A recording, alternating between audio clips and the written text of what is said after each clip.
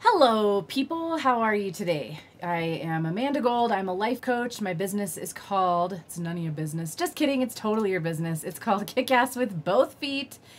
And I show up here on Tuesdays for your weekly TIT, which is a snappy acronym that stands for Try It Tuesday.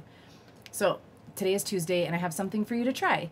And it's a tool or a technique or a prompt or something, and it's going to make your life better. I promise. Just try it. I wouldn't tell you to do it if I didn't already try it and find out, oh my God, my life is so much better now. Yay. This one I think you're really going to thank me for. I think you're going to love it because it's really easy and it tackles something that is draining your fucking energy every day, probably multiple times a day. But first, let me tell you, you can work with me one-on-one if that's your jam. If you need a coach, if you just want to know what coaching is, talk to me. Let's set up a free consultation. I'll tell you all about it. I'll tell you if I can help you. Spoiler alert, I probably can. So just shoot me an email at kickasswithbothfeet@gmail.com if you want to know more, if you want to jump on a free consultation call. Okay, having said that, let's jump into today's weekly TIT, what I would like you to try.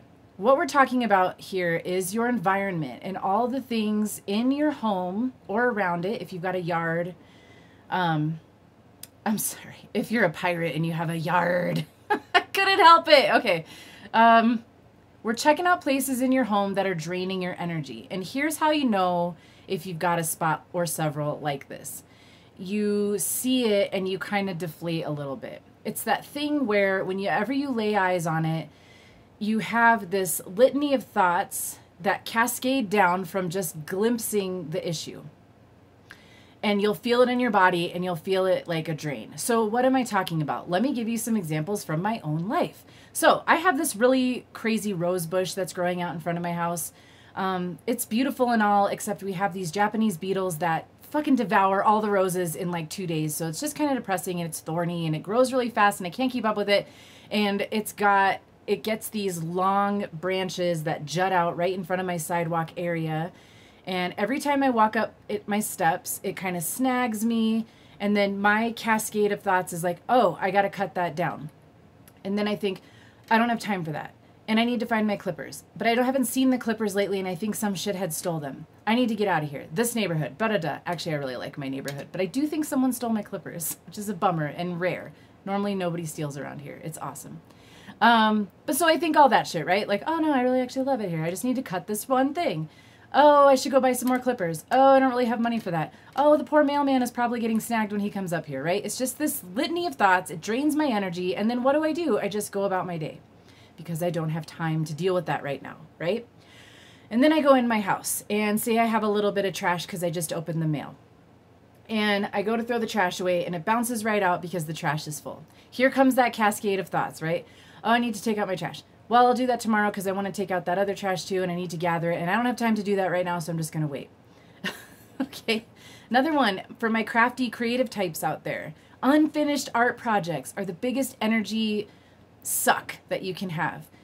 Tell me if this rings true. You go and you see like the one leg warmer that you made and you keep meaning to make the other one. You're a crocheter or a knitter or just a seamstress of some sorts. If you're like me, you've tried to make leg warmers, but then you just have one and then you're like, oh God, I need to make the other one. Oh, I don't feel like knitting anymore. Oh, I don't have time to do this. Oh, I suck. Like that's where a lot of these go for me too. It ends up in this like shame party of why can't I ever finish anything? I'm no good at life. I'm terrible at adulting. It is a huge drain. And here's the funny thing. A lot of the stuff that our brain likes to tell us takes too long.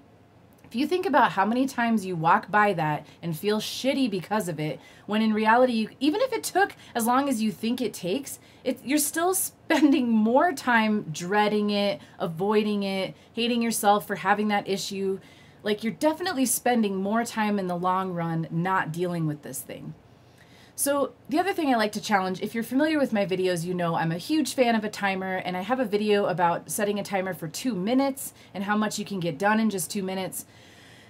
So these things that we think I can't do, I don't have time, often if we can't do them in 2 minutes, we can at least get that start. Because so much of this is psychological. Like we're just dreading the task. We're dreading how long we think it's going to take. We're dreading the energy. We're telling ourselves all this story about it. And then plus if we have the shame, like this should have been done a week ago or a year ago or whatever. Or if you're like me, I have projects that I started 10 years ago drawing and shit. So when we throw all that on in there, we just lose complete perspective, and we have no realistic sense of how long this is actually going to take and how good it's actually going to feel when we do the thing. It's going to feel way better than any dread or procrastination or drama we have around the thing. So I want to give you the Try It Tuesday is to find the thing that's dragging on you like that. And this is kind of a little extra credit bonus pre-Try It Tuesday thing to do for this event or this challenge is do a quick thought download where you just grab a piece of paper and a pen and just write down all the thoughts you have when you see this thing. So like I gave you the example of the rose bush. Oh, this is another fun thought that comes with that. Like, I'm a shitty tenant. I don't keep a nice yard. Everybody else in the neighborhood has really pretty flowers and plants right now, and I just haven't done anything with my yard, and it looks like shit, and I'm the eyesore of the neighborhood, and I'm a blah, blah, blah, blah, blah. Okay? Write all that shit down. And then just decide that it's not true. Like, it might feel true. Your brain will present you all kinds of lies and stories and drama with all kinds of really convincing evidence. That's its job. But just get all that shit out on paper and go, maybe that's true, but let's pretend it's not, and let's just tackle this thing. And I'm not even saying that for this Try It Tuesday, your mission is not to finish this thing. Your mission is to get really clear on what happens in your mind every time you look at it, because I want you to experience for yourself the energy and the drama and the whatever this is causing you by just not doing this thing, right? And then I want you to take out a timer, your phone, an actual kitchen timer, whatever, or just do it on a commercial break if you watch TV, and just set the thing for 2 minutes and start on the thing. So for me, if I downloaded about the rosebush branch and I'm like, okay, fine, maybe I have time for it, but I still can't find those clippers. Someone stole them. Then I'll be like, you know what? I could probably cut this off with a pair of scissors. And yes, I can and did and have. So do whatever it takes, set the timer for 2 minutes, and go fucking take care of the thing. There's another solution. If I really can't cut it with the tool that I have at hand, I could go buy one. And if I think I can't buy one, I can challenge my money beliefs and see if that's actually true. Or I could check with the neighbor and borrow one. And then I get to work with my thoughts around social anxiety and insecurity, right? Being antisocial.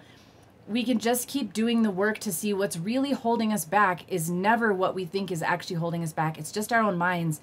And the superpower is to start to get really curious, really determined to get in there and get that shit out of the way because it's draining you. And something so simple as a rose bush or a full trash can, this can have the potential to suck hours of your life.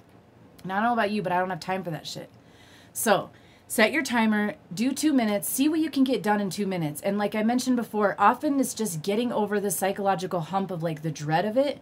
And when the timer goes off in 2 minutes, you might not be done, but you might be hella motivated. You might be like, oh, this is going to be way easier than I thought. I'll be done in 5-10 minutes. Or even if it is going to take longer, you realize it's not hard and you actually want to take care of this, so you're doing that for yourself. Another thing, if you truly only have 2 minutes, you'd be amazed at how much progress you can make. So another one of my energy sucks is I used to have this really cool cinder block stack that we decorated, and it was a treasure swap in the neighborhood, and everybody in the hood would come and like leave little trinkets and treasures, and I'd leave stuff, and there'd be notes and presents, and it was so fun, and it was community, and I loved it, and it was awesome. And then COVID happened, and it was kind of looking run down, and so I kind of dismantled it because people didn't want to touch stuff with the virus thing happening. So I dismantled it, and I decided I was going to change it to like murals. Like I was going to paint mini murals on all the cinder blocks and let my neighbor girl paint one and see if other people wanted to, and kind of rotate them out and make it like an art swap. And those blocks sat on my porch.